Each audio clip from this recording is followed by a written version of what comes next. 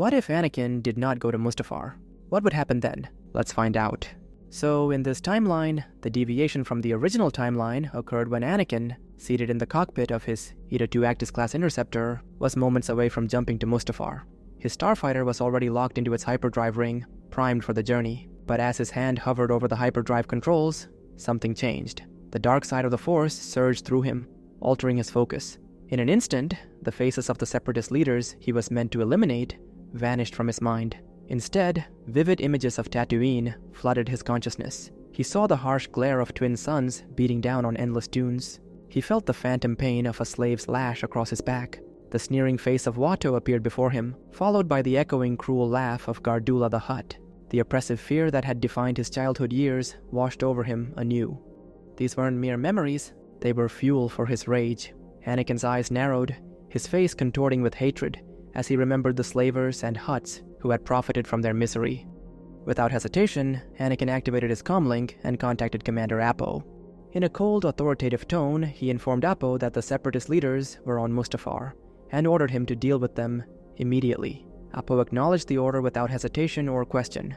As for Anakin, his fighter leapt into hyperspace, but instead of the volcanic world of Mustafar, he emerged above the familiar desert planet of Tatooine.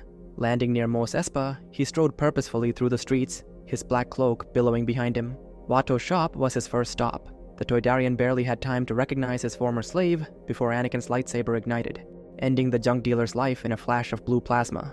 Next, he turned his wrath upon Jabba's palace. The Hutts and their minions fell before him. Their blaster fire deflected effortlessly as he cut them down. He paid close attention to Gardulla as he killed her, remembering how she had once owned him and his mother before losing them to Watto. His vengeance nearly complete, Anakin set course for the Lars homestead. His rage burned hot as he approached, intent on destroying the family that had failed to protect his mother. But as the moisture farm came into view, something stopped him short. There, in front of the modest home, stood two grave markers. One bore his mother's name, Shmi Skywalker Lars. The other, he realized, was for Klieg Lars. The sight of his mother's grave acted like a sudden, sobering shock to Anakin's system. The red haze of anger that had clouded his vision began to clear. Shmi's final resting place served as a powerful reminder of why he had originally turned to the dark side. Not for vengeance, but to protect the one he loved. Anakin's mind, for the first time since his turn, began to function clearly again. He realized with growing horror what he had been doing. This vendetta, this senseless destruction, it wasn't why he had embraced the dark side. He had done it all for Padme, to save her life. And here he was, wasting precious time on actions that wouldn't help her at all. "I can't fail you like I failed her," Anakin whispered, thinking of Padme. After his moment of clarity at the Lars homestead, Anakin turned away from the graves and made his way back to his starfighter. With a final glance at the twin suns of Tatooine, he engaged the engines and rocketed away from the desert planet. As Anakin's starfighter emerged from hyperspace above Coruscant, the planet's endless cityscape filled his field of vision. His attempts to contact Padme during the journey had been met with silence, amplifying his growing concern. He piloted his ship towards the Federal District, which is where the official residences of most government officials, including that of Padme Amidala, was located. Landing his speeder at Padme's residence, Anakin rushed inside, calling out for her. The apartment's opulent halls echoed emptily in response. Upon learning from Typho that Padme had traveled to Mustafar, Anakin immediately contacted Commander Appo. The commander's report was straightforward. Padme had indeed arrived on Mustafar, asking specifically for Anakin. However, upon learning that Anakin wasn't there, she had promptly left. This news puzzled and worried Anakin. If Padme had gone to Mustafar looking for him and then left, where was she now? Why hadn't she returned to Coruscant? And why wasn't she responding to his communications? So what had happened was that Obi-Wan Kenobi had concealed himself aboard Padme's J-type starskiff. When Padme arrived on Mustafar and discovered Anakin's absence, she quickly returned to her ship and piloted it out of Mustafar's suffocating atmosphere, intending to return to Coruscant. It was then that Obi-Wan revealed himself, emerging from his hiding place in the cargo hold. He quickly explained his presence, revealing that he had come to confront Anakin and attempt to save him from Palpatine's influence. He then informed Padme about Anakin's turn to the dark side, emphasizing that Anakin was now under Palpatine's control. "Padme," Obi-Wan said urgently, "I know this is difficult to hear, but Anakin is not the same person you knew. But I believe there's still hope. You may be the only one that could help us reach him." Padme's eyes narrowed with suspicion. "And why should I believe you? For all I know, you're trying to use me as bait so you can kill him." Obi-Wan's face fell, his voice heavy with regret. "No, Padme, what's happening to Anakin? It's my fault. I failed him as a teacher, as a friend. I want to set things right. I do not wish to harm Anakin, because he's likely the only one powerful enough to destroy Palpatine." So quick side note, Obi-Wan is telling Padme what she needs to hear, to get her to aid him in finding Anakin. But Kenobi did want to believe what he was saying. Anyways, back to the story. Padme shook her head, unconvinced. "Then let me go to him on Coruscant. I can talk to him, break through whatever's clouding his mind." Obi-Wan sighed deeply. "I wish it were that simple. The damage done to Anakin, it's not something you can undo alone. Palpatine has been manipulating him for years. His influence is too strong, especially on Coruscant where he holds all the power." "You don't know that," Padme insisted. "Anakin loves me. He'll listen to me." "I have no doubt he loves you," Obi-Wan replied gently. "But right now, that love is twisted by fear and anger. If you confront him alone, in the heart of Palpatine's new empire, I fear for your safety and that of your child." Padme hesitated, her hand unconsciously moving to her abdomen. Obi-Wan pressed on. "Padme, we need a plan. We need to approach this carefully. You are crucial to reaching Anakin, yes, but we can't rush in blindly. We need to get you to safety first, then work together to find a way to break Palpatine's hold on him." Padme's resolve wavered. "How can I trust you're telling me the truth?" she asked. "Because despite everything, I still care for Anakin," Obi-Wan said, his voice cracking slightly. "He's like a brother to me. I want to save him, not destroy him." Initially, Padme refused to believe Obi-Wan, and seeking to provide further evidence, Obi-Wan established communication with Bail Organa and Master Yoda via the ship's long-range communicator. During this holocall, Bail and Yoda corroborated Obi-Wan's story, providing additional details about Anakin's fall and Palpatine's machinations. They confirmed the tragic truth about Anakin's involvement in the deaths of younglings at the Jedi Temple, a fact that visibly distressed Padme. As Padme processed the shocking information, Bail and the Jedi Masters proposed a meeting on Polis Massa, a remote asteroid base in the Outer Rim. Bail explained that Polis Massa could serve as more than just a refuge. It could be the ideal location to confront Anakin away from Palpatine's influence. The remoteness of the asteroid base would ensure that the Emperor couldn't directly interfere, potentially giving them a chance to reach Anakin when his mind was unclouded by Palpatine's manipulations. Despite her doubts, Padme recognized the gravity of the situation. Bail, Yoda, and Obi-Wan were risking much to reach out to her. Their concerns seemed genuine, and she trusted their judgment. And so, after taking a short while to think, Padme agreed to the rendezvous on Polis Massa. She reasoned that if unconvinced by their arguments, she could always leave. And so Padme agreed to the meeting, giving the Jedi and Bail a chance to explain everything. Obi-Wan then input the coordinates to the Navi computer, setting course for the distant asteroid field. As they prepared for the journey, he suggested Padme deactivate her comlink to avoid potential tracking. Though hesitant, she complied, understanding the need for caution. This is why Anakin could not reach her. As the ship entered hyperspace, Padme gazed out at the streaking stars. Her mind was a whirlwind of conflicting emotions: love for Anakin, fear for the future, and a growing sense that nothing would ever be the same again. By the time Padme, C-3PO, and Obi-Wan reached their destination, Anakin had made his way over to the Senate building to see Emperor Palpatine. He hadn't bothered to confirm the Emperor's presence. He didn't need to. Through the Force, Anakin could sense the dark shadow growing stronger with each step, and he knew Sidious was equally aware of his approach. As he marched down the grand corridors, senators, aides, and various beings scurried about their business. Their voices and concerns washed over Anakin without registering. He paid them no mind. His sole focus was on the path ahead, and the answers he sought. Approaching the hallway that led to the Emperor's chambers, Anakin encountered Massa. The Chagrian's blue skin and horns were unmistakable as he passed by, his demeanor exuding the smug superiority of Palpatine's chief lackey. Anakin's eyes narrowed, a flicker of hatred passing through him for the sycophantic advisor. The imposing figures of the royal guards, clad in their distinctive red robes, stood sentinel at the entrance to Palpatine's inner sanctum. As Anakin approached, they wordlessly stepped aside, granting him passage. In front of Anakin now was a closed door. Without breaking his stride, he opened the door by manipulating the door controls without so much as a gesture. Anakin then swept down the short hallway, making his way towards his new master. Once he entered the office, Anakin's gaze immediately locked onto Palpatine, who sat behind his desk with an air of calm expectation. The newly minted Emperor's eyes bore into Anakin, measuring his apprentice. As Anakin took in the room, he couldn't help but notice the scorch marks marring various surfaces, telltale signs of recent lightsaber combat. Questions flashed through his mind, but he pushed them aside. There was only one thing that mattered now: one piece of information he desperately needed. Without hesitation or greeting, Anakin's voice rang out. "Where is Padme?" he asked. Palpatine approached Anakin. Even without asking for all the details, Palpatine could tell that Padme Amidala had disappeared. "I do not know, Lord Vader, but I assure you we will find her," Palpatine said. Anakin's eyes flashed with barely contained rage. "You promised to save her. She could be in danger right now, and we're just standing here." The Emperor raised a placating hand. "I have not lied to you, Lord Vader. The future is not set in stone. We will locate Senator Amidala. It shall be our utmost priority." Palpatine's words seemed to have little effect on Anakin's agitation. The young man began to pace, his hand running through his hair in frustration. "Once we find her," Palpatine continued, his tone measured and confident, "we will surely discover the means to save her. The Jedi Temple's archives are now ours to explore. All the knowledge they selfishly guarded is at our fingertips." Anakin paused his frantic movement, his gaze distant. "And if we can't find her in time?" Anakin questioned. Palpatine's eyes glinted with calculated concern as he absorbed Anakin's news.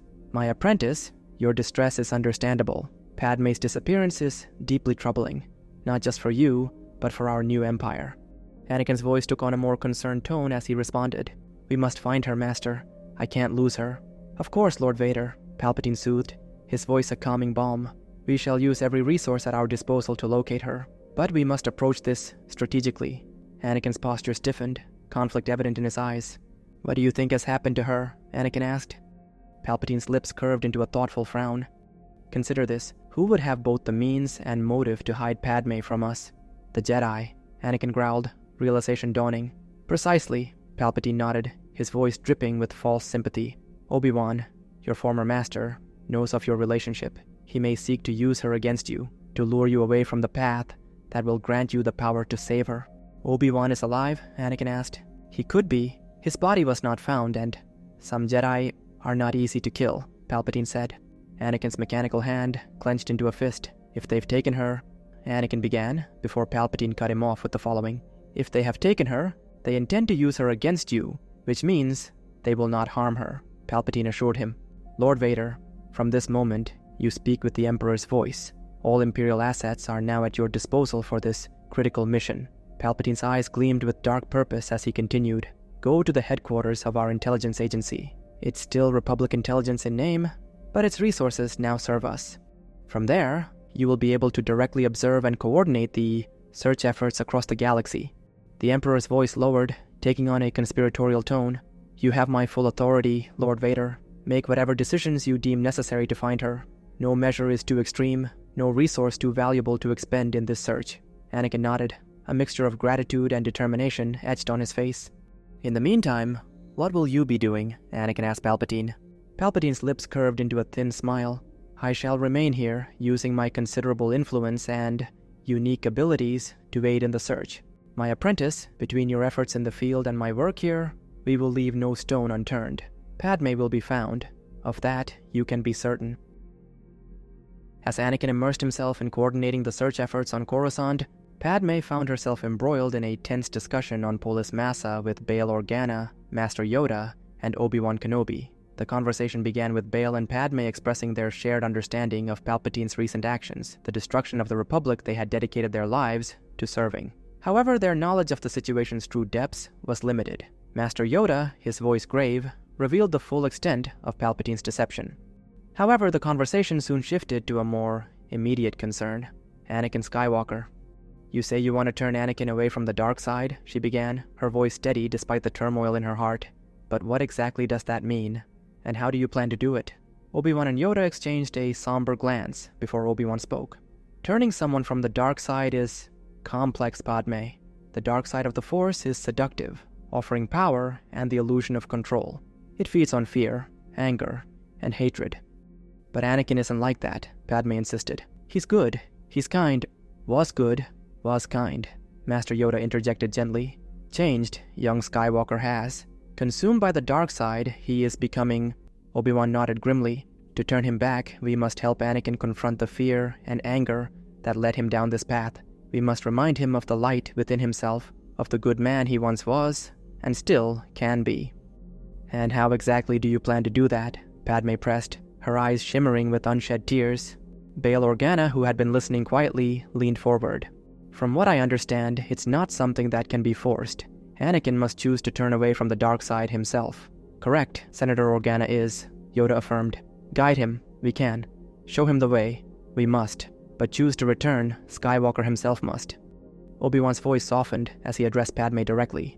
That's where you come in, Padme.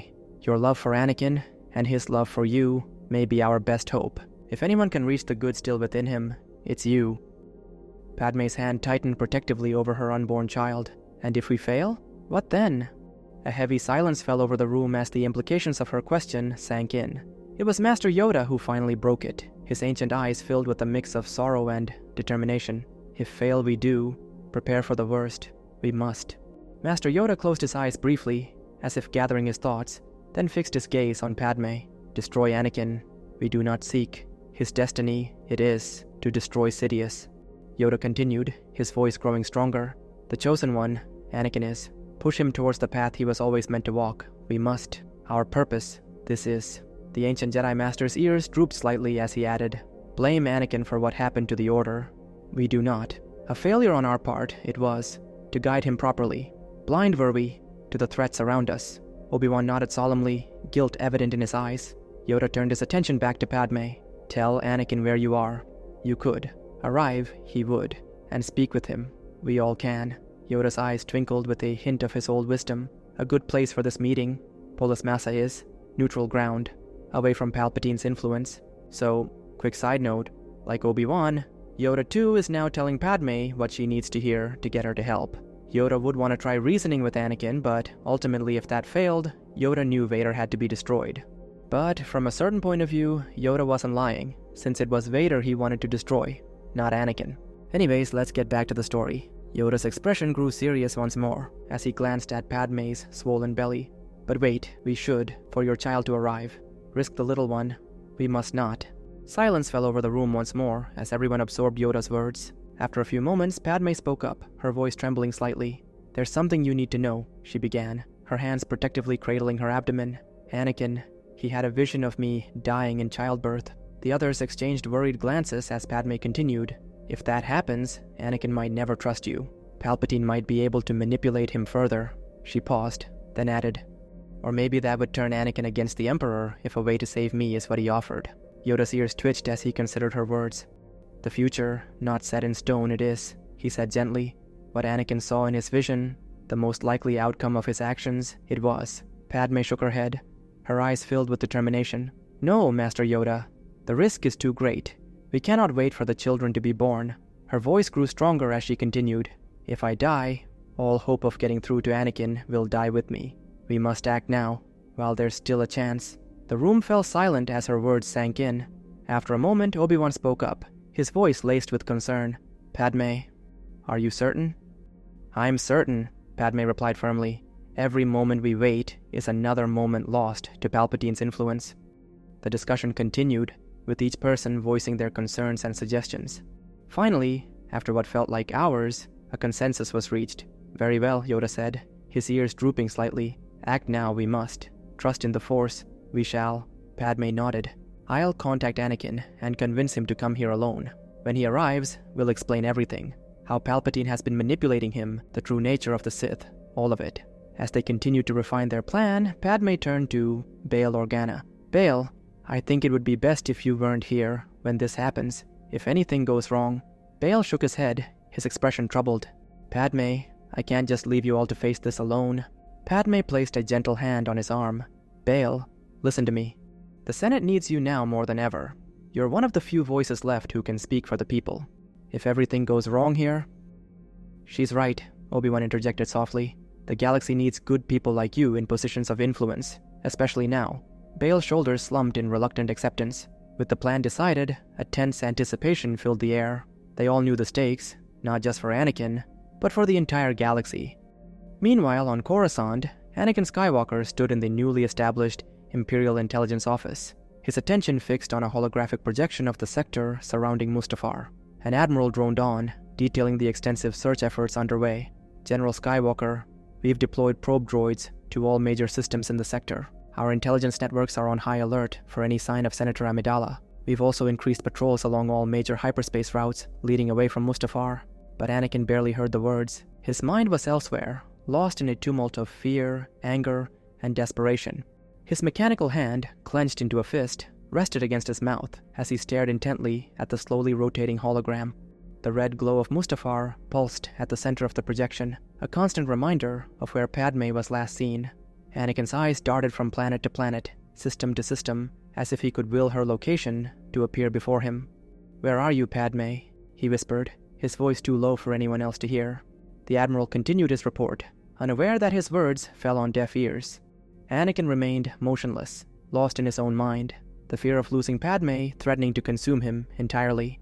Anakin abruptly turned away from the hologram, cutting off the Admiral mid-sentence. "Calm me when you have something of value," he ordered, his voice clipped and tense. As he strode towards the exit, the Admiral called out, "Yes, General Skywalker. We'll inform you immediately of any developments."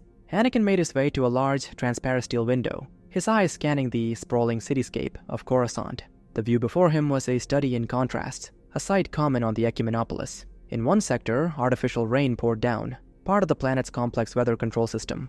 Not far from there, bright sunshine bathed the towering skyscrapers in golden light. The juxtaposition of these microclimates was a familiar sight on Coruscant, where weather was as much a product of technology as nature. As Anakin stood there, anxiety gnawing at him over Padme, his comlink suddenly chirped. He glanced down, noting the encrypted ID. His heart rate quickened as he raised the comlink to answer. "This is Skywalker," he said, his voice taut with anticipation. A familiar voice came through, sending a jolt through Anakin's entire being. "Anakin, it's me." Anakin's eyes widened, his breath catching in his throat.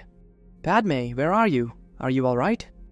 There was a brief pause before Padme's voice continued, sounding slightly strained but determined.